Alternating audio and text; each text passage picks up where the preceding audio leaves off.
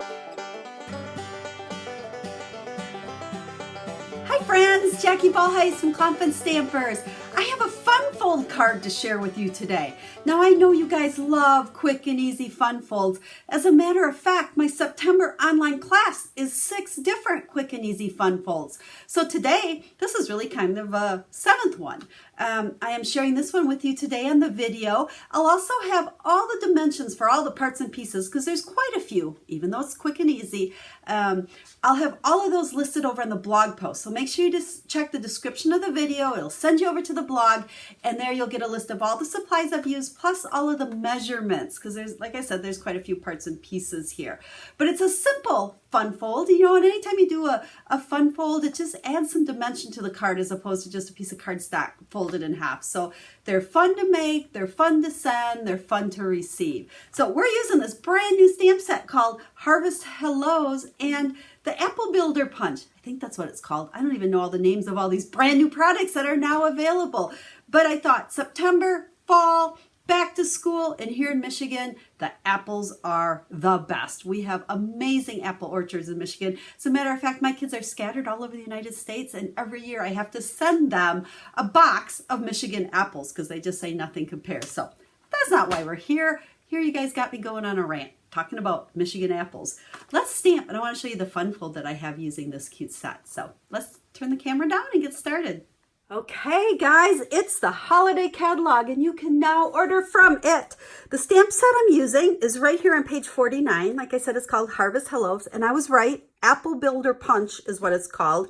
And this is a bundle, so if you purchase these 2 items together, you can save 10%. Now what's really cool about this, I thought it was clever, is this same punch, and coordinating with the stamp set, we can make pumpkins and we can make apples. Oh, I did that wrong. Pumpkins and apples. So you're going to see quite a few samples coming from me with this because I have all kinds of ideas in mind.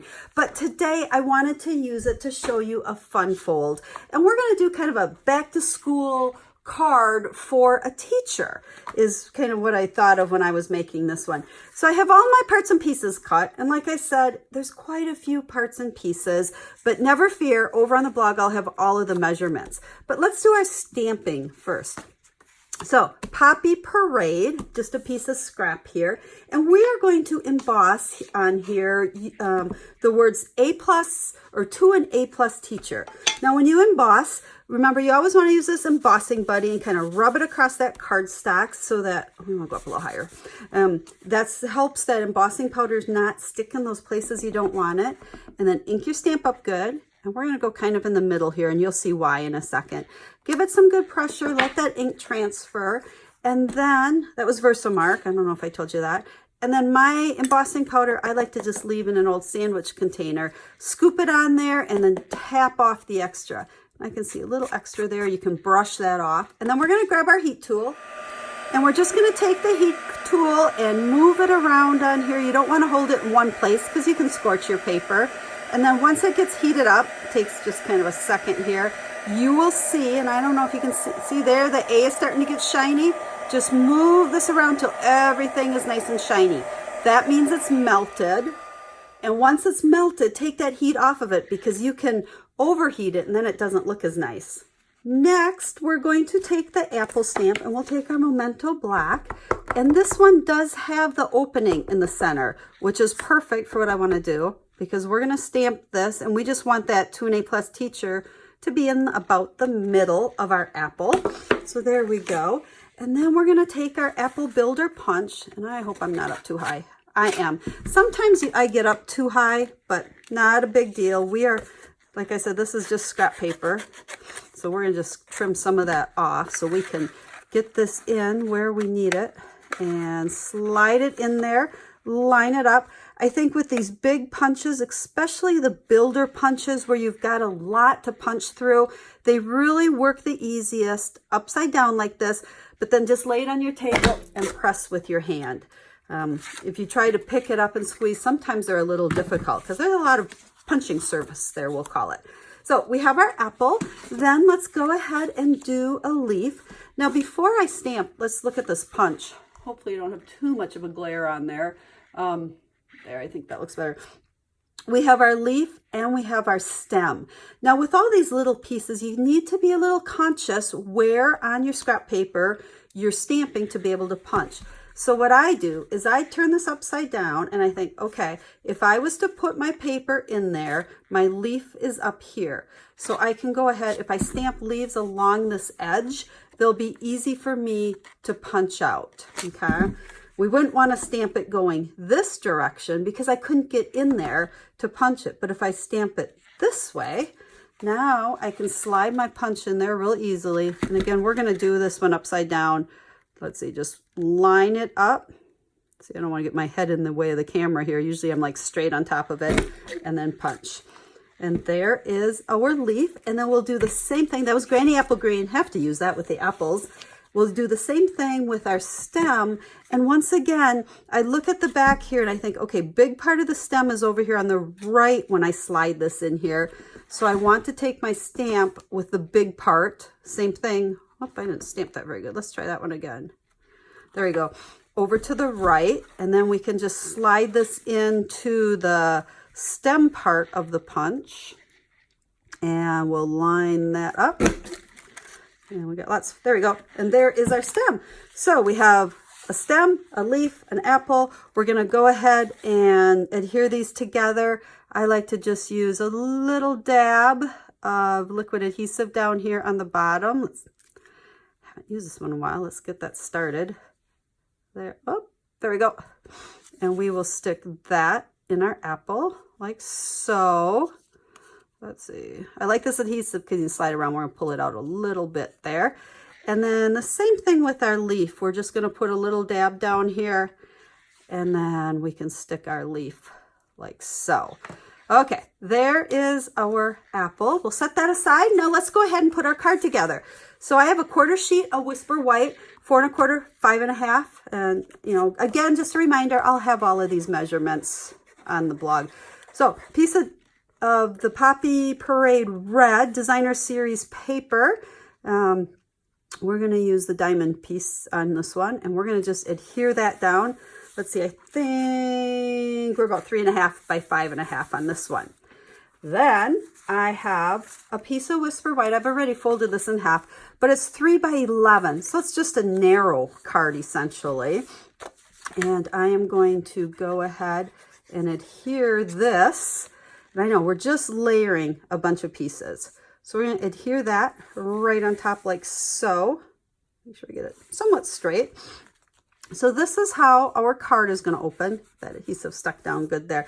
Now, whenever you cut, maybe, I don't know, maybe not, doesn't happen to you, but I'm not very perfect at my cutting. And a lot of times, like, see how these edges aren't lining up? I want this a nice clean edge down there. So once I adhere them together, I'll take it to my cutter and I'll chop that off. You know, trying to measure things they don't always come out perfect, and then this way we'll clean. So I'm going to go do that right now. There we go. Now we're nice and even down there like so. Then I have a piece of the Granny Apple Green.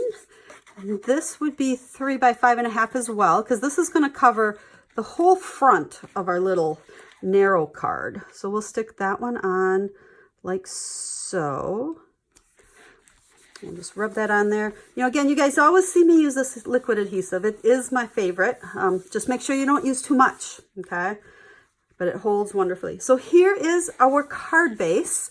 And then we are going to go ahead, and I have another piece of our Poppy Parade here. And it's 1 inch by 4 1/4. 4 1/4 is not quite as important as the 1 inch there. And what I'm going to do is adhere this to a scallop circle like so. Now I cut these out with the layering oval circles, and I don't know, I'll put the measurements. I think this is about a 2 1/2 one, and then just the next size bigger on the Granny Apple. And then we'll take the black, oh, we don't need that rubber band, and we're going to stick some dimensionals. Can't make a card without using dimensionals. And we'll peel these off. I know you have no idea what this is going to look like, but it's going to be really cute. So we'll put our black on like so. Now what this is going to do is become a flap on our card. Now, you can be real precise and measure and all that, but I don't like to do that. Sometimes that's too much monkey business for me. So I kind of eyeball this. That's about where I want it to be. And then I'm going to take this piece, let's try to get it straight, and we're going to crease it over. Now I'll take it off. And if you want to here, you can use a bone folder to get a really nice crisp fold in there. And that way, what this is going to do, we're going to adhere this to the back so it opens like so. So now we'll put our adhesive on this back piece. Okay. And we'll stick it right in there like so.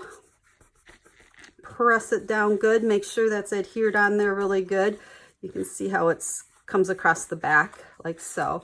So now our card opens like that and like that. And then we'll add our apple. So again, let's use some dimensionals on this. You know, I think I add on a pack of dimensionals to almost every order I place. And I do have a pretty big stash of them because I don't know what I would do if I didn't have any. I think almost every card I make, we have these on them. That's, I don't want to come off today. There we go. So we will put our apple right in the center, right there. So now our card's going to open like so and like so. Now we need words for the inside. I have a couple of friends that are starting school or starting as teachers this year. So I thought it was quite appropriate to grab the Here's to Strong Women stamp set. This was new in this year's catalog. But I like the one that says, "You've got this, girl." Okay, teachers got a hard job these days, and thank goodness we have excellent teachers for our kids. So we will go ahead and we're going to just stamp that in the inside like so. Now, we got one more thing. We got to tie a little bow around here. So let me grab my ribbon. Okay, we're going to use linen thread, and we're just going to kind of roughly guess. I always give myself more than plenty to tie a bow because if you cut it too short, it's too hard to tie. And I like to double it. So we want it about that long, and then we'll double it, chop that off. And we're just going to come up in here, and we will tie a bow. I think the linen thread looks nice with the apples, kind of gives it that outdoorsy, rusticy look. We'll tie a bow. Notice how I tied that upside down. I think when you tie your bows upside down, they tend to lay better. Don't ask me why or what the magic is. I just know it tends to work. And then we'll trim them off. There we go. There. Oh, let's raise it up there just a little bit. Now, I'm going to show you one little bow trick here. Sometimes when I tie a bow, if it's not as super tight as I want it to be, or it wants to slide around, because I think I want this to sit right about there. And if it's not sitting there, I will just take a mini glue dot. I like to use my piercing tool or the take a pick tool, kind of crunch that up a little bit. And then I can go underneath my bow and stick that there. Now it's going to stay where I want it. So there we go. To an A+ teacher. You got this, girl. And you know me, you have to always stamp on the envelope. So I decided to use another one of the stamps that are in that Here's to Strong Women. And we're going to just stamp this on the back flap of the envelope. So not quite as flashy, but I thought courage is your superpower. Totally describes a teacher. So there you go.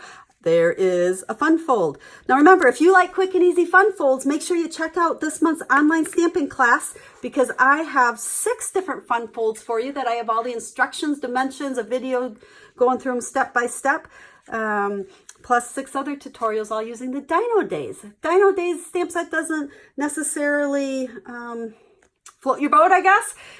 The fun folds you can do with everything else. Oh, you know what? Speaking of Dino Days, here is a Dino Day one that I made using the same fun fold. So there you go. How cute is that? I'll have pictures of this one on the blog post as well.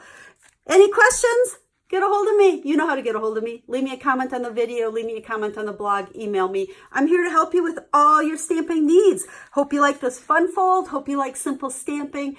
And if you do not have a Stampin' Up! Demonstrator, I would love to be that person. If you need the new holiday catalog, let me know. Hop on over to the website. There's a place for you to request one, and I'd be happy to pop one in the mail to you. So I look forward to stamping again with you real soon. Until then, have a stamp happy day.